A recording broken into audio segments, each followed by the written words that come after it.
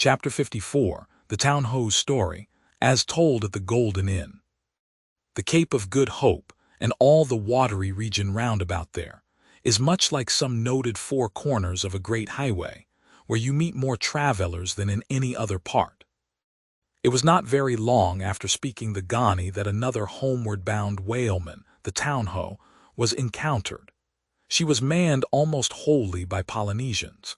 In the short gam that ensued she gave us strong news of Moby Dick. To some the general interest in the white whale was now wildly heightened by a circumstance of the Town Ho's story, which seemed obscurely to involve with the whale a certain wondrous, inverted visitation of one of those so-called judgments of God, which at times are said to overtake some men. This latter circumstance, with its own particular accompaniments, forming what may be called the secret part of the tragedy about to be narrated, never reached the ears of Captain Ahab or his mates. For that secret part of the story was unknown to the captain of the Town Ho himself. It was the private property of 3 Confederate white seamen of that ship, one of whom, it seems, communicated it to Tashtego with Romish injunctions of secrecy. But the following night Tashtego rambled in his sleep, and revealed so much of it in that way, that when he was wakened he could not well withhold the rest. Nevertheless, so potent an influence did this thing have on those seamen in the Pequod who came to the full knowledge of it, and by such a strange delicacy, to call it so, were they governed in this matter, that they kept the secret among themselves, so that it never transpired abaft the Pequod's mainmast. Interweaving in its proper place this darker thread with the story as publicly narrated on the ship, the whole of this strange affair I now proceed to put on lasting record. The ancient whale cry upon first sighting a whale from the masthead, still used by whalemen in hunting the famous Galapagos terrapin. For my humor's sake, I shall preserve the style in which I once narrated it at Lima, to a lounging circle of my Spanish friends, one Saint's Eve, smoking upon the thick gilt tiled piazza of the Golden Inn. Of those fine cavaliers, the young Dons, Pedro and Sebastian, were on the closer terms with me, and hence the interluding questions they occasionally put, and which are duly answered at the time. Some 2 years prior to my first learning the events which I am about rehearsing to you, gentlemen, the Town Ho, sperm whaler of Nantucket, was cruising in your Pacific here, not very many days, sail eastward from the eaves of this good Golden Inn. She was somewhere to the northward of the line. One morning upon handling the pumps, according to daily usage, it was observed that she made more water in her hold than common. They supposed a swordfish had stabbed her, gentlemen. But the captain, having some unusual reason for believing that rare good luck awaited him in those latitudes, and therefore being very averse to quit them, and the leak not being then considered at all dangerous, though indeed they could not find it after searching the hold as low down as was possible in rather heavy weather, the ship still continued her cruisings, the mariners working at the pumps at wide and easy intervals. But no good luck came. More days went by, and not only was the leak yet undiscovered, but it sensibly increased. So much so that now, taking some alarm, the captain, making all sail, stood away for the nearest harbor among the islands, there to have his hull hove out and repaired. Though no small passage was before her, yet, if the commonest chance favored, he did not at all fear that his ship would founder by the way, because his pumps were of the best, and being periodically relieved at them, those 36 men of his could easily keep the ship free. Never mind if the leak should double on her.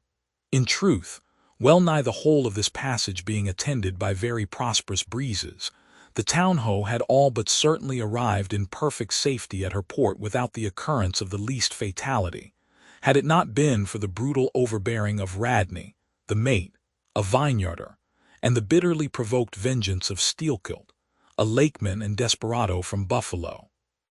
Lakeman, Buffalo, pray, what is a lakeman and where is Buffalo? Said Don Sebastian, rising in his swinging mat of grass. On the eastern shore of our Lake Erie, Don. But I crave your courtesy, may be. you shall soon hear further of all that.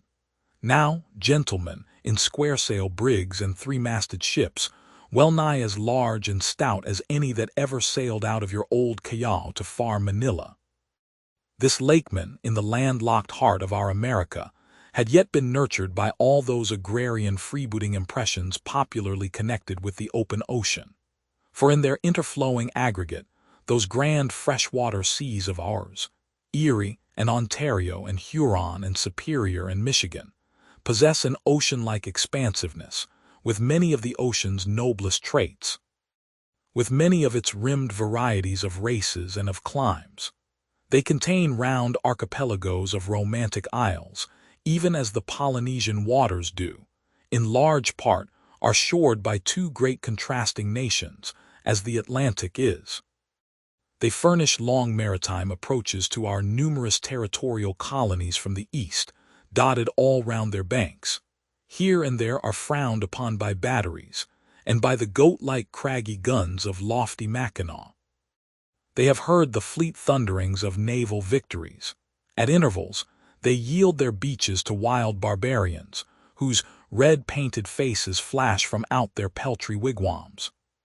For leagues and leagues are flanked by ancient and unentered forests, where the gaunt pines stand like serried lines of kings in Gothic genealogies, those same woods harboring wild Afric beasts of prey, and silken creatures whose exported furs give robes to Tartar emperors.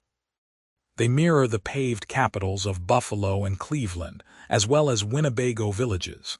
They float alike the full-rigged merchant ship, the armed cruiser of the state, the steamer, and the beach canoe. They are swept by borean and dismasting blasts as direful as any that lash the salted wave.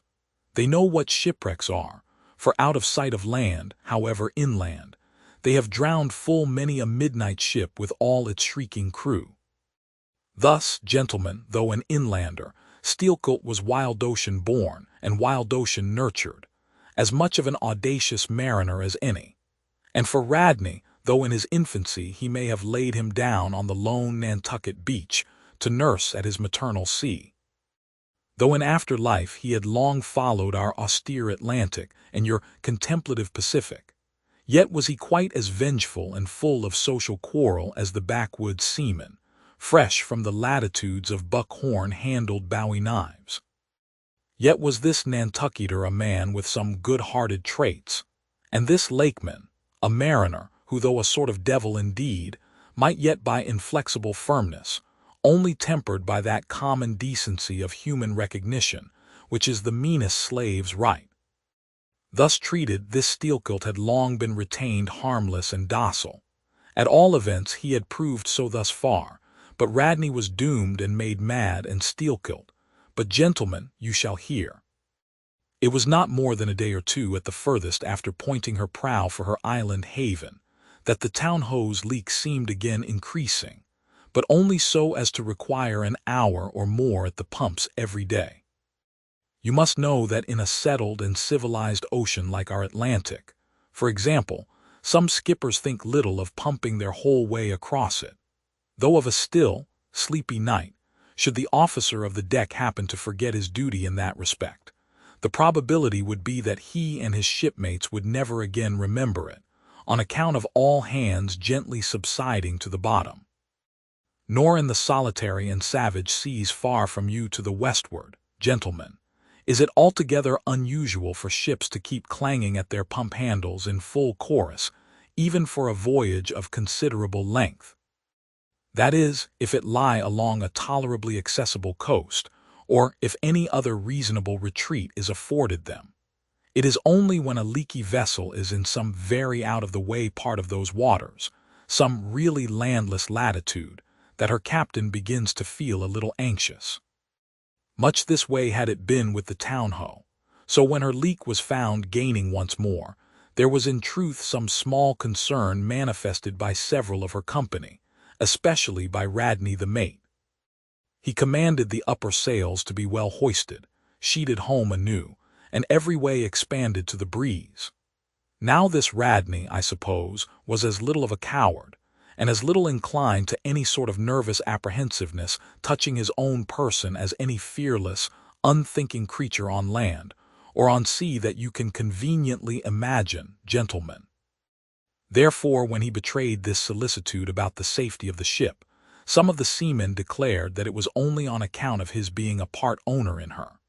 So when they were working that evening at the pumps, there was on this head no small gamesomeness slyly going on among them, as they stood with their feet continually overflowed by the rippling clear water. Clear as any mountain spring, gentlemen, that bubbling from the pumps ran across the deck and poured itself out in steady spouts at the lee scupper holes. Now, as you well know, it is not seldom the case in this conventional world of ours, watery or otherwise, that when a person placed in command over his fellowmen finds one of them to be very significantly his superior in general pride of manhood, straightway against that man he conceives an unconquerable dislike and bitterness. And if he have a chance he will pull down and pulverize that subaltern's tower and make a little heap of dust of it. Be this conceit of mine as it may, gentlemen, at all events Steelkilt was a tall and noble animal with a head like a Roman, and a flowing golden beard like the tasseled housings of your last viceroy's snorting charger, and a brain and a heart and a soul in him, gentlemen, which had made Steelkilt Charlemagne had he been born son to Charlemagne's father. But Radney the mate was ugly as a mule, yet as hardy, as stubborn, as malicious. He did not love Steelkilt, and Steelkilt knew it. Espying the mate drawing near as he was toiling at the pump with the rest, the lakeman affected not to notice him, but unawed went on with his gay banterings. "Aye, my merry lads, it's a lively leak this. Hold a cannikin, one of ye, and let's have a taste. By the Lord, it's worth bottling. I tell ye what, men, old Rad's investment must go for it. He had best cut away his part of the hull and tow it home. The fact is, boys, that swordfish only began the job. He's come back again with a gang of ship carpenters, sawfish and filefish, and what not. And the whole posse of 'em are now hard at work cutting and slashing at the bottom, making improvements, I suppose. If old Rad were here now, I'd tell him to jump overboard and scatter 'em. They're playing the devil with his estate, I can tell him, but he's a simple old soul, Rad, and a beauty too. Boys, they say the rest of his property is invested in looking-glasses. I wonder if he'd give a poor devil like me the model of his nose." "Damn your eyes, what's that pump stopping for?" roared Radney, pretending not to have heard the sailors talk. "Thunder away at it." "Aye, sir," said Steelkilt, merry as a cricket. "Lively, boys, lively now." And with that the pump clanged like 50 fire engines. The men tossed their hats off to it, and ere long that peculiar gasping of the lungs was heard which denotes the fullest tension of life's utmost energies. Quitting the pump at last with the rest of his band, the lakeman went forward all panting and sat himself down on the windlass, his face fiery red, his eyes bloodshot, and wiping the profuse sweat from his brow. Now what cozening fiend it was, gentlemen, that possessed Radney to meddle with such a man in that corporeally exasperated state, I know not, but so it happened. Intolerably striding along the deck, the mate commanded him to get a broom and sweep down the planks, and also a shovel, and remove some offensive matters consequent upon allowing a pig to run at large. Now, gentlemen, sweeping a ship's deck at sea is a piece of household work which in all times but raging gales is regularly attended to every evening. It has been known to be done in the case of ships actually foundering at the time. Such, gentlemen, is the inflexibility of sea usages and the instinctive love of neatness in seamen, some of whom would not willingly drown without first washing their faces. But in all vessels this broom business is the prescriptive province of the boys, if boys there be aboard. Besides, it was the stronger men in the town-ho that had been divided into gangs, taking turns at the pumps. And being the most athletic seaman of them all, Steelkilt had been regularly assigned captain of one of the gangs. Consequently, he should have been freed from any trivial business not connected with truly nautical duties, such being the case with his comrades. I mention all these particulars so that you may understand exactly how this affair stood between the two men. But there was more than this. The order about the shovel was almost as plainly meant to sting and insult Steelkilt, as though Radney had spat in his face. Any man who has gone sailor in a whaleship will understand this, and all this and doubtless much more, the lakeman fully comprehended when the mate uttered his command. But as he sat still for a moment, and as he steadfastly looked into the mate's malignant eye and perceived the stacks of powder casks heaped up in him, and the slow match silently burning along towards them. As he instinctively saw all this, that strange forbearance and unwillingness to stir up the deeper passionateness in any already ireful being, a repugnance most felt, when felt at all, by really valiant men even when aggrieved, this nameless phantom feeling, gentlemen, stole over Steelkilt. Therefore, in his ordinary tone, only a little broken by the bodily exhaustion he was temporarily in, he answered him saying that sweeping the deck was not his business, and he would not do it. And then, without at all alluding to the shovel, he pointed to 3 lads as the customary sweepers, who, not being billeted at the pumps, had done little or nothing all day. To this, Radney replied with an oath, in a most domineering and outrageous manner, unconditionally reiterating his command, meanwhile advancing upon the still-seated lakeman, with an uplifted Cooper's Club hammer which he had snatched from a cask nearby. Heated and irritated as he was by his spasmodic toil at the pumps, for all his first nameless feeling of forbearance, the sweating Steelkilt could but ill brook this bearing in the mate. But somehow still smothering the conflagration within him, without speaking, he remained doggedly rooted to his seat, till at last the incensed Radney shook the hammer within a few inches of his face, furiously commanding him to do his bidding. Steelkilt rose, and slowly retreating round the windlass, steadily followed by the mate with his menacing hammer, deliberately repeated his intention not to obey. Seeing, however, that his forbearance had not the slightest effect, by an awful and unspeakable intimation with his twisted hand, he warned off the foolish and infatuated man. But it was to no purpose, and in this way the two went once slowly round the windlass, when, resolved at last no longer to retreat, bethinking him that he had now forborne as much as comported with his humor, the lakeman paused on the hatches and thus spoke to the officer. "Mr. Radney, I will not obey you. Take that hammer away or look to yourself."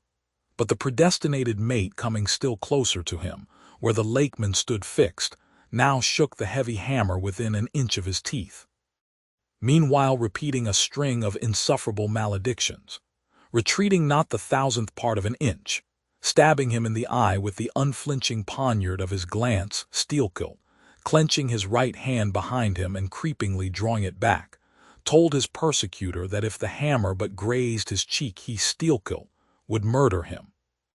But, gentlemen, the fool had been branded for the slaughter by the gods. Immediately the hammer touched the cheek. The next instant the lower jaw of the mate was stove in his head. He fell on the hatch spouting blood like a whale. Ere the cry could go aft, Steelkilt was shaking one of the backstays leading far aloft to where 2 of his comrades were standing their mastheads. They were both canhaulers. "Canhaulers!" cried Don Pedro. "We have seen many whale ships in our harbors, but never heard of your canhaulers." "Pardon, who and what are they?" "Canhaulers, Don, are the boatmen belonging to our Grand Erie Canal. You must have heard of it." "Nay, senor. Hereabouts in this dull, warm, most lazy, and hereditary land, we know but little of your vigorous north." "Aye, well then, Don, refill my cup. Your chitch is very fine, and ere proceeding further I will tell ye what our canhaulers are, for such information may throw sidelight upon my story.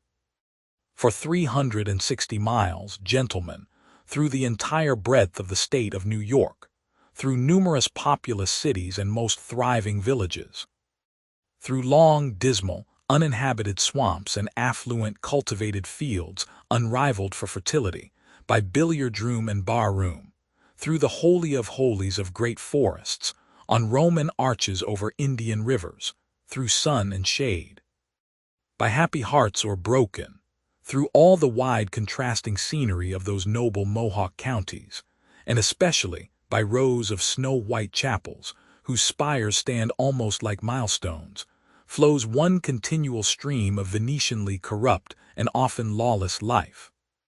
There's your true Ashanti, gentlemen, there howl your pagans, where you ever find them next door to you, under the long-flung shadow and the snug patronizing lee of churches. For by some curious fatality, as it is often noted of your metropolitan freebooters that they ever encamp around the halls of justice, so sinners, gentlemen, most abound in holiest vicinities. "Is that a friar passing?" said Don Pedro, looking downwards into the crowded plaza with humorous concern. "Well, for our northern friend, Dame Isabella's Inquisition wanes in Lima," laughed Don Sebastian. "Proceed, senor." "A moment." "Pardon," cried another of the company. "In the name of all us Limmys, I but desire to express to you, Sir Sailor, that we have by no means overlooked your delicacy in not substituting present Lima for distant Venice in your corrupt comparison. Oh, do not bow and look surprised. You know the proverb all along this coast, corrupt as Lima. It but bears out your saying, too, church is more plentiful than billiard tables and forever open, and corrupt as Lima. So, too, Venice. I have been there, the holy city of the blessed evangelist St. Mark, St. Dominic, purge it. Your cup, thanks, here I refill, now you pour out again." Freely depicted in his own vocation, gentlemen, the canaller would make a fine dramatic hero, so abundantly and picturesquely wicked is he. Like Mark Antony, for days and days along his green-turfed, flowery Nile, he indolently floats, openly toying with his red-cheeked Cleopatra, ripening his apricot thigh upon the sunny deck. But ashore, all this effeminacy is dashed. The brigandish guise which the canaller so proudly sports, his slouched and gaily ribboned hat betoken his grand features, a terror to the smiling innocence of the villages through which he floats. His swart visage and bold swagger are not unshunned in cities. Once a vagabond on his own canal, I have received good turns from one of these canallers. I thank him heartily, would fain be not ungrateful. But it is often one of the prime redeeming qualities of your man of violence, that at times he has as stiff an arm to back a poor stranger in a strait, as to plunder a wealthy one. In sum, gentlemen, what the wildness of this canal life is emphatically evinced by this, that our wild whale fishery contains so many of its most finished graduates, and that scarce any race of mankind, except Sydney men, are so much distrusted by our whaling captains. Nor does it at all diminish the curiousness of this matter, that to many thousands of our rural boys and young men born along its line, the probationary life of the Grand Canal furnishes the sole transition between quietly reaping in a Christian cornfield and recklessly plowing the waters of the most barbaric seas. I see, impetuously exclaimed Don Pedro, spilling his chicha upon his silvery ruffles. "No need to travel, the world's one Lima. I had thought now that at your temperate north the generations were cold and holy as the hills. But the story." "I left off, gentlemen, where the lakeman shook the backstay." Hardly had he done so, when he was surrounded by the 3 junior mates and the 4 harpooneers, who all crowded him to the deck. But sliding down the ropes like baleful comets, the 2 canallers rushed into the uproar and sought to drag their man out of it towards the forecastle. Others of the sailors joined with them in this attempt, and a twisted turmoil ensued. While standing out of harm's way, the valiant captain danced up and down with a whale pike, calling upon his officers to manhandle that atrocious scoundrel and smoke him along to the quarterdeck. At intervals, he ran close up to the revolving border of the confusion, and prying into the heart of it with his pike, sought to prick out the object of his resentment. but Steelkilt and his desperadoes were too much for them all. They succeeded in gaining the forecastle deck, where, hastily slewing about 3 or 4 large casks in a line with the windlass, these Sea Parisians entrenched themselves behind the barricade. "Come out of that, ye pirates!" roared the captain, now menacing them with a pistol in each hand just brought to him by the steward. "Come out of that, ye cut-throats!" Steelkilt leaped on the barricade, and striding up and down there, defied the worst the pistols could do, but gave the captain to understand distinctly that his, Steelkilt's, death would be the signal for a murderous mutiny on the part of all hands.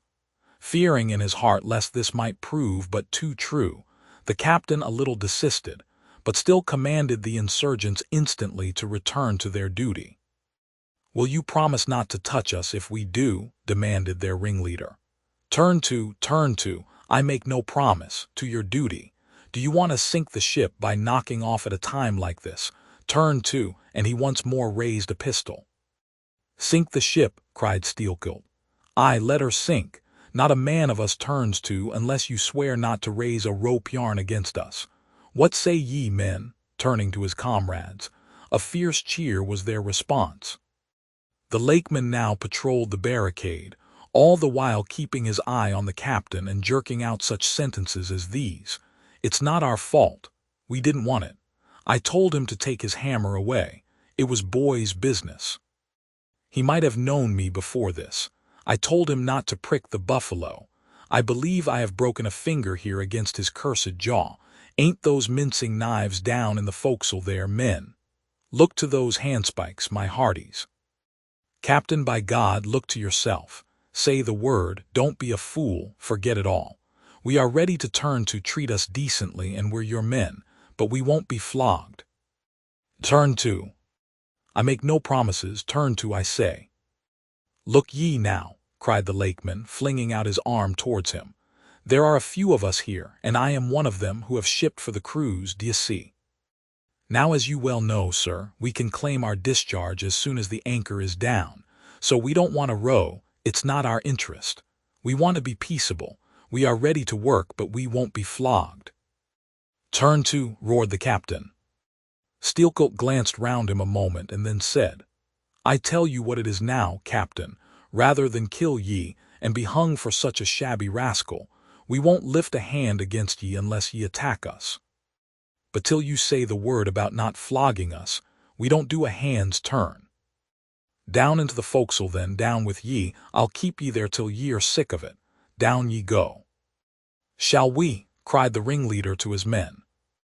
Most of them were against it, but at length, in obedience to Steelkilt, they preceded him down into their dark den, growlingly disappearing like bears into a cave.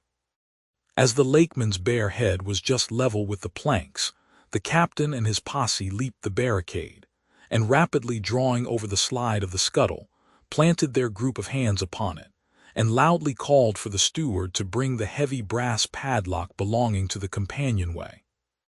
Then, opening the slide a little, the captain whispered something down the crack, closed it, and turned the key upon them, 10 in number, leaving on deck some 20 or more, who thus far had remained neutral. All night a wide-awake watch was kept by all the officers, forward and aft, especially about the forecastle scuttle and fore hatchway, at which last place it was feared the insurgents might emerge, after breaking through the bulkhead below. But the hours of darkness passed in peace.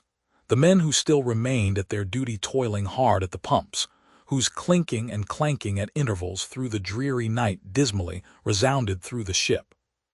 At sunrise the captain went forward and, knocking on the deck, summoned the prisoners to work, but with a yell they refused. Water was then lowered down to them, and a couple of handfuls of biscuit were tossed after it. When again turning the key upon them and pocketing it, the captain returned to the quarterdeck. Twice every day for 3 days this was repeated, but on the 4th morning a confused wrangling and then a scuffling was heard, as the customary summons was delivered. And suddenly 4 men burst up from the forecastle, saying they were ready to turn to. The fetid closeness of the air and a famishing diet, united perhaps to some fears of ultimate retribution, had constrained them to surrender at discretion. Emboldened by this, the captain reiterated his demand to the rest, but Steelcoat shouted up to him a terrific hint to stop his babbling and betake himself where he belonged. On the fifth morning, 3 others of the mutineers bolted up into the air from the desperate arms below that sought to restrain them. Only 3 were left. "Better turn to now," said the captain with a heartless jeer. "Shut us up again, will ye?" cried Steelcoat. "Oh, certainly," said the captain, and the key clicked. It was at this point, gentlemen, that, enraged by the defection of 7 of his former associates, and stung by the mocking voice that had last hailed him, and maddened by his long entombment in a place as black as the bowels of despair, it was then that Steelcoat proposed to the 2 cannolers, thus far apparently of one mind with him, to burst out of their hole at the next summoning of the garrison, and armed with their keen mincing knives, long, crescentic, heavy implements with a handle at each end, run amuck from the bowsprit to the taffrail, and if by any devilishness of desperation possible, seize the ship. For himself, he would do this, he said, whether they joined him or not. That was the last night he should spend in that den. But the scheme met with no opposition on the part of the other 2. They swore they were ready for that, or for any other mad thing, for anything in short but a surrender. And what was more, they each insisted upon being the first man on deck, when the time to make the rush should come. But to this their leader as fiercely objected, reserving that priority for himself, particularly as his 2 comrades would not yield, the one to the other in the matter, and both of them could not be first, for the latter would but admit 1 man at a time. And here, gentlemen, the foul play of these miscreants must come out. Upon hearing the frantic project of their leader, each in his own separate soul had suddenly lighted, it would seem, upon the same piece of treachery, namely, to be foremost in breaking out, in order to be the first of the 3, though the last of the 10, to surrender, and thereby secure whatever small chance of pardon such conduct might merit. But when Steelcoat made known his determination still to lead them to the last, they in some way, by some subtle chemistry of villainy, mixed their before secret treacheries together. And when their leader fell into a doze, verbally opened their souls to each other in 3 sentences, and bound the sleeper with cords, and gagged him with cords, and shrieked out for the captain at midnight. Thinking murder at hand, and smelling in the dark for the blood, he and all his armed mates and harpooneers rushed for the forecastle. In a few minutes the scuttle was opened, and bound hand and foot, the still struggling ringleader was shoved up into the air by his perfidious allies, who at once claimed the honor of securing a man who had been fully ripe for murder. But all these were collared and dragged along the deck like dead cattle, and side by side were seized up into the mizzen rigging, like 3 quarters of meat, and there they hung till morning. "Damn ye," cried the captain, pacing to and fro before them, "the vultures would not touch ye, ye villains." At sunrise he summoned all hands, and separating those who had rebelled from those who had taken no part in the mutiny, he told the former that he had a good mind to flog them all round, thought, upon the whole, he would do so. He ought to, justice demanded it. But for the present, considering their timely surrender, he would let them go with a reprimand, which he accordingly administered in the vernacular.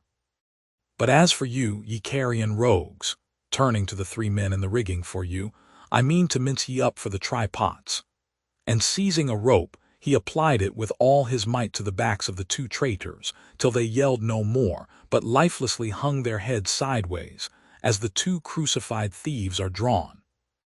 "My wrist is sprained with ye," he cried at last, "but there is still rope enough left for you, my fine bantam, that wouldn't give up." Take that gag from his mouth, and let us hear what he can say for himself. For a moment the exhausted mutineer made a tremulous motion of his cramped jaws, and then, painfully twisting round his head, said in a sort of hiss, "What I say is this, and mind it well, if you flog me I murder you." "Say ye so?" Then see how ye frighten me," and the captain drew off with the rope to strike. "Best not," hissed the lakeman. "But I must," and the rope was once more drawn back for the stroke. Steelkilt here hissed out something, inaudible to all but the captain, who, to the amazement of all hands, started back, paced the deck rapidly 2 or 3 times, and then suddenly throwing down his rope, said, "I won't do it. Let him go, cut him down. D'ye hear?" But as the junior mates were hurrying to execute the order, a pale man with a bandaged head arrested them, Radney the chief mate. Ever since the blow, he had lain in his berth. But that morning, hearing the tumult on the deck, he had crept out, and thus far had watched the whole scene. Such was the state of his mouth, that he could hardly speak, but mumbling something about his being willing and able to do what the captain dared not attempt, he snatched the rope and advanced to his pinioned foe. "You are a coward," hissed the lakeman. "So I am, but take that." The mate was in the very act of striking when another hiss stayed his uplifted arm. He paused, and then pausing no more made good his word spite of Steelkilt's threat, whatever that might have been. The 3 men were then cut down, all hands were turned to and sullenly worked by the moody seamen, the iron pumps clanged as before. Just after dark that day, when one watch had retired below, a clamor was heard in the forecastle, and the 2 trembling traders running up, besieged the cabin door, saying they durst not consort with the crew. Entreaties, cuffs, and kicks could not drive them back, so at their own instance they were put down and the ships run for salvation. Still no sign of mutiny reappeared among the rest. On the contrary, it seemed that mainly at Steelkilt's instigation, they had resolved to maintain the strictest peacefulness, obey all orders to the last, and when the ship reached port, desert her in a body. But in order to ensure the speediest end to the voyage, they all agreed to another thing, namely, not to sing out for whales in case any should be discovered. For spite of her leak and spite of all her other perils, the town-ho still maintained her mastheads, and her captain was just as willing to lower for a fish that moment, as on the day his craft first struck the cruising ground. And Radney, the mate, was quite as ready to change his berth for a boat, and with his bandaged mouth seek to gag in death the vital jaw of the whale. But though the lakeman had induced the seamen to adopt this sort of passiveness in their conduct, he kept his own counsel, at least till all was over, concerning his own proper and private revenge upon the man who had stung him in the ventricles of his heart. He was in Radney the chief mate's watch, and as if the infatuated man sought to run more than halfway to meet his doom, after the scene at the rigging, he insisted, against the express counsel of the captain, upon resuming the head of his watch at night. Upon this and 1 or 2 other circumstances, Steelkilt systematically built the plan of his revenge. During the night, Radney had an unseamanlike way of sitting on the bulwarks of the quarterdeck, and leaning his arm upon the gunwale of the boat which was hoisted up there, a little above the ship's side. In this attitude, it was well known, he sometimes dozed. There was a considerable vacancy between the boat and the ship, and down between this was the sea. Steelkilt calculated his time, and found that his next trick at the helm would come round at 2 o'clock, in the morning of the 3rd day from that in which he had been betrayed. At his leisure he employed the interval in braiding something very carefully in his watches below. "What are you making there?" said a shipmate. "What do you think? What does it look like?" "Like a lanyard for your bag." "But it's an odd one, seems to me." "Yes, rather oddish," said the lakeman, holding it at arm's length before him. "But I think it will answer. Shipmate, I haven't enough twine, have you any?" But there was none in the forecastle. "Then I must get some from old Rad," and he rose to go aft. "You don't mean to go a-begging to him," said a sailor. "Why not? Do you think he won't do me a turn when it's to help himself in the end, shipmate?" And going to the mate,